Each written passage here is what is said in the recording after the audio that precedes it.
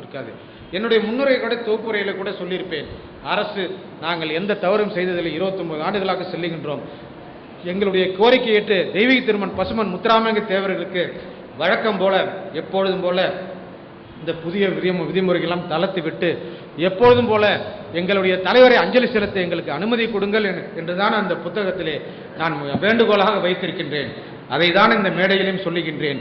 யாராவது உங்களுக்கு தெரிந்தவர்கள் இருந்தால் அவர்களுக்கு மற்றவர்களெல்லாம் சொல்லுங்கள், தேவர் நல்லவர், அவருடைய விழாவில் கலந்து கொள்கின்ற வாய்ப்பை 29 ஆண்டுகளாக சென்றவன் 30வது ஆண்டும் செல்வதற்கு எனக்கு அனுமதி கொடுக்க வேண்டும். 14 ஆண்டுகளாக மறைந்த என்னுடைய அன்பு பாசத்துக்குரிய சகோதரர் பெயரிலே லட்சம் பேருக்கு மேல் அன்னதானம் வழங்கி வருகின்றேன். அந்த அன்னதான நிகழ்ச்சியும் சிறப்பாக நடைபெற வேண்டும். தெய்வீக திருமனுக்கு காலம் காலமாக நான் உயிர் உள்ள வரை தேவருக்கு பசுமனுக்கு சென்று அஞ்சலி செலுத்துவதற்கு எனக்கு வழிவகுக்க வேண்டும். இதையெல்லாம் நீங்கள் செய்ய மறுத்தீர்களானால் தேவருக்கே உரிய தடையை மீறுவதுதான். அவருக்கு தொழிலாளர்களுடைய நன்மை,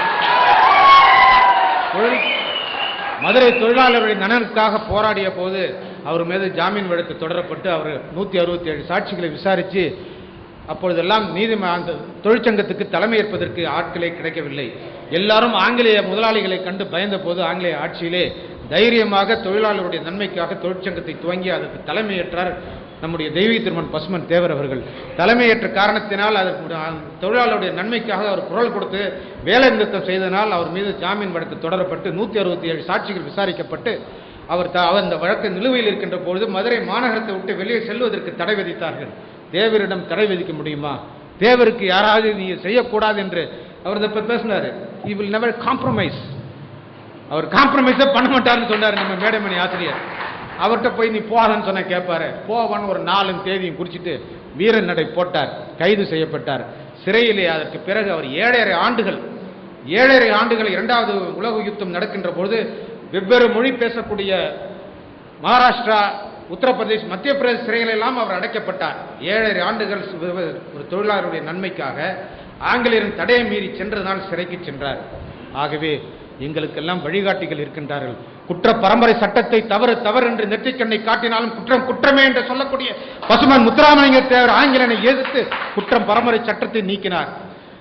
தொழிலாளர் நன்மைக்காக தடையை மீறி சிறைக்கு 7.5 ஆண்டுகள் சென்றவர் பசுமன் தேவரையா எங்களுக்கெல்லாம் வழிகாட்டி இருக்கின்றார். நான் எப்பொழுதுமே சொல்லுவதன் எங்களுக்கெல்லாம் 2 வீடுகள் என்று சொல்வேன். 2 வீடுகள் என்பது எனக்கு 2 மனைவியோ 2 இதோ கிடையாது. ஒன்று என் பெற்றெடுத்த தாயும் நானும் வாழுகின்ற என் மனைவியும் வாழுகின்ற ஒரு இல்லம். இன்றொன்று எங்களுக்காக கட்டப்பட்ட மத்திய சிறைச்சாலைகள் என்று எல்லா கூட்டத்திலையும் தெய்வீக திருமன் பசுமன தேவரை போல ஓங்கி உரத்து குரலிலே எதையும் தெரிவிப்பேன். உண்மையை சொல், உறுதியாக சொல், இறுதி வரை சொல் என்று தெய்வீக திருமன் பசுமன் தேவரையா சொல்லியிருக்கின்றார். அதை தான் சொல்லுகின்றேன். எனக்கு ஆதரவு தருங்கள். அக்டோபர் 30ஆம் தேதி 10 மணிக்கு தெய்வீக திருமன் பசுமன் தேவரையாக்கு கோரிப்பாளையத்திலே மாலை அணிவித்து விட்டு நடப்பயணமாக பசுமனுக்கு செல்ல இருக்கின்றேன்.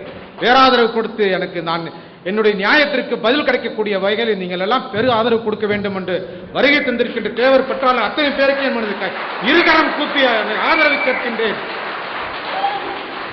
நன்றி, வணக்கம்.